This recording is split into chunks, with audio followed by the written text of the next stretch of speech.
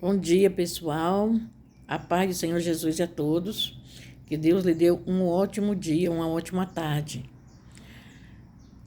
Em primeiro lugar, gente, eu quero pedir para vocês me seguir na página que eu tenho no Facebook, Testemunho Impactante. Gente, eu tenho várias experiências, meus irmãos e minhas irmãs, com Deus. Não sei se você acredita em milagres, mas eu acredito. Não só acredito que eu já vivi muitos milagres. Vivi milagres na minha família, minha filha viveu milagres impactantes, sem intervenção da medicina. E muitos livramentos também que eu já tive. E eu quero contar hoje um que eu tive há muitos anos atrás, há mais de 30 anos, que nunca me saiu assim da mente, porque foi coisa assim sobrenatural. Somente Deus poderia fazer e fez. Eu morava em Fortaleza, num lugar chamado Parque Santa Rosa. E lá eu era casada, né, nessa época, e o meu ex-marido, eu congregava numa igreja, ele congregava noutra. A outra igreja que ele congregava era bem mais longe. Ele ia de bicicleta e eu sempre ficava para trás, né? Ele não gostava de uma igreja que tinha mais perto, que era do mesmo ministério. E eu ia sempre nessa igreja, que tinha um pastor por nome, eu acho que até hoje ele ainda está lá, se não me falha a memória. Mas até há pouco tempo ele estava.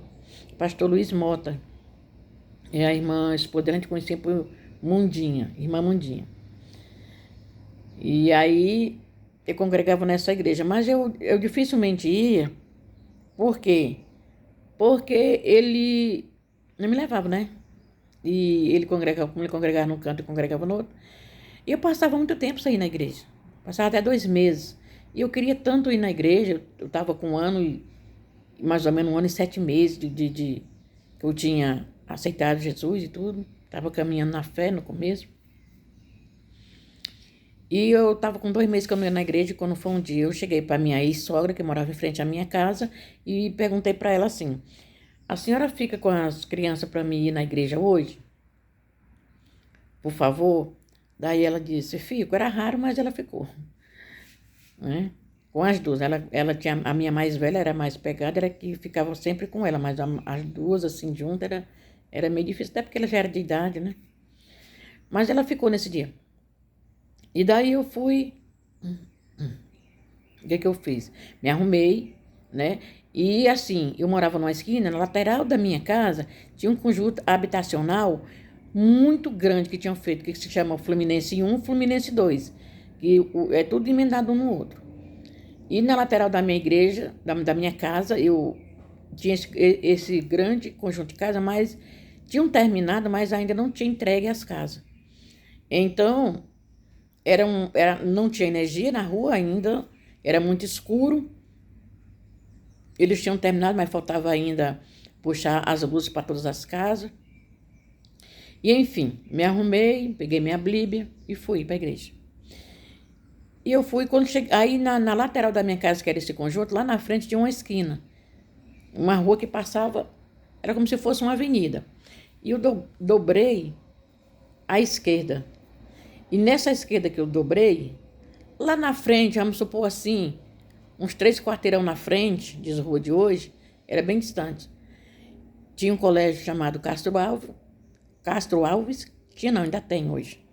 E esse conjunto também que passava em frente, né? Conjunto de casas. E ali aquela rua era muito escura, não tinha luz. Do lado direito tinha uma lagoa cheia de capim, para trás era mato de um lado, mato do outro, pé de carnaúba, árvores.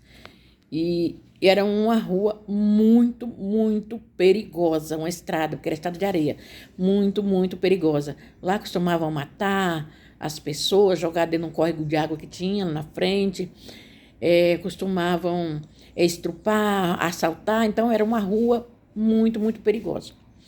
Mas eu dizia, eu tenho que ir para a igreja, né? Naquela época, sabe, como é um novo convertido, né? Tá com aquele primeiro amor. E a igreja ficava no alto, de lá eu ouvia o som quando começava a cantar as irmãs, tudo, eu ouvia o som. porque o vento trazia o som. E nesse dia eu disse, eu vou para a igreja. Então eu falei com a minha sogra, ela ficou e foi. Então, caminhando, quando eu cheguei na esquina, é que eu dobrei, atrás de mim era muito escuro, até porque tinha chovido, o tempo estava escuro ainda, nublado, sem luz. Só tinha lá na esquina do Castro Alves, que tinha um poste com luz, já tinha luz naquela rua, e lá no conjunto tinha uma guarita alta assim, que os guardas ficavam lá, mais distante.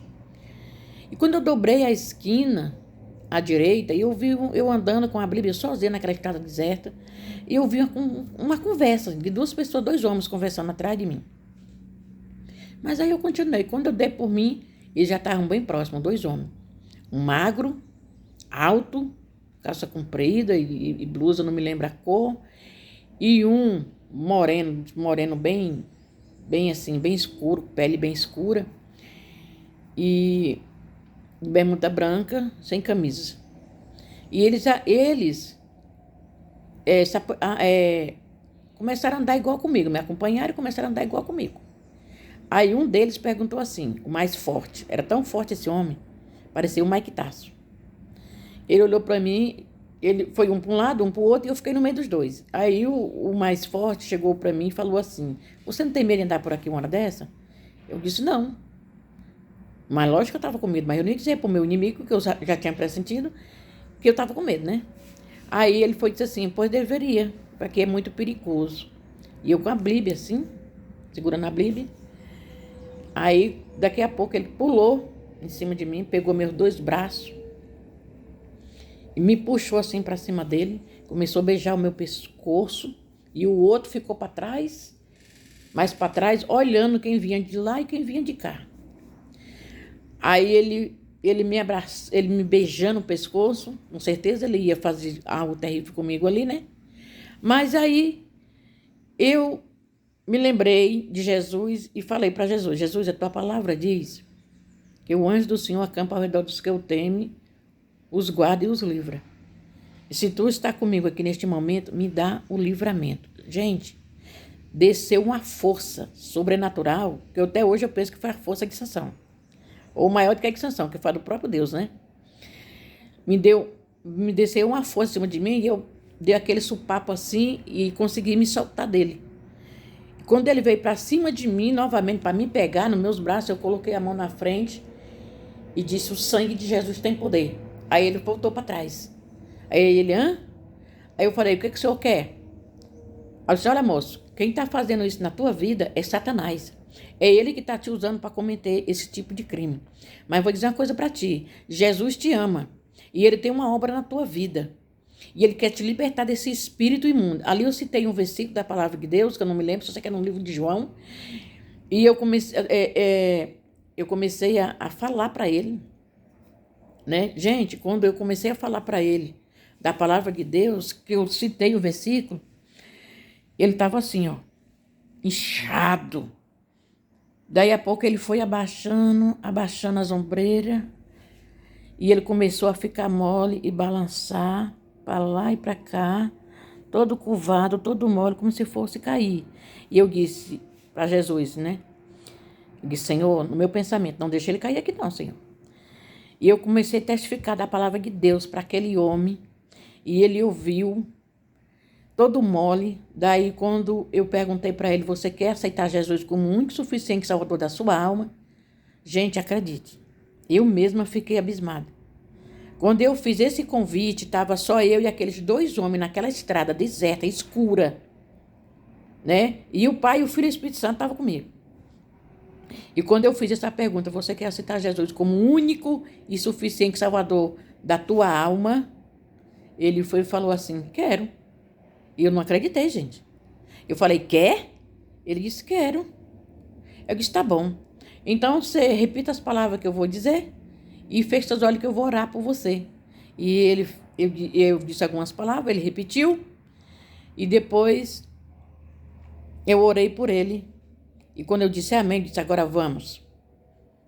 Aí saí mandando os três naquela estrada escura. Quando chegou lá na frente, que a minha igreja quebrava à direita, na esquina do Colégio Castro Alves, e ele ia reto na outra, quando eu disse, bom, agora aqui eu vou para a minha igreja. Aí eu olhei bem nos olhos dele, peguei, estendi a mão para ele assim e disse: a paz do Senhor, agora você é meu irmão em Cristo. E não se esqueça, Jesus te ama. E ele disse: amém. E saiu os dois reto, na mesma direção que nós estávamos andando, reto, e eu dobrei à direita para a minha igreja. Quando eu cheguei na igreja, isso já tinha passado horas, porque demorou o negócio lá. Quando eu cheguei na igreja que dobrei meu joelho, o pregador já ia subir para pregar. E o pregador começou, quando o pregador subiu, o pregador começou a falar, olhou para mim e disse assim: essa irmã que está sentada aí, hoje Deus te deu um grande livramento na estrada, não foi? Quando você estava vindo para a igreja, aconteceu isso, começou a contar tudo que tinha acontecido lá, gente. Eu disse: foi, mas Deus te deu o livramento. Aí, o culto continuou a pregação, e quando terminou, eu fui embora. Gente, vocês me acreditam que o meu ex-marido, ele nunca soube disso. Por quê? Não porque eu não contei, porque eu não quisesse contar. Porque ele era daquelas pessoas que não ouvia a esposa. Toda vez que eu preciso falar com você, eu conto: peraí. Ele nunca soube. Se soube um dia, foi porque eu já dei esse testemunho em muitos lugares. Mas eu quero dizer uma coisa para você, meu irmão e minha irmã, você que está me ouvindo. Creia no poder de Jesus Cristo. Creia em Jesus Cristo e creia no poder e creia na palavra dele. Porque ele é fiel para conosco. Amém? Então não temos que você estiver passando na sua vida. Porque Jesus tem o poder de fazer essa toda tribulação que você possa estar passando em bênção na sua vida. Que Deus te abençoe e tenha um ótimo dia.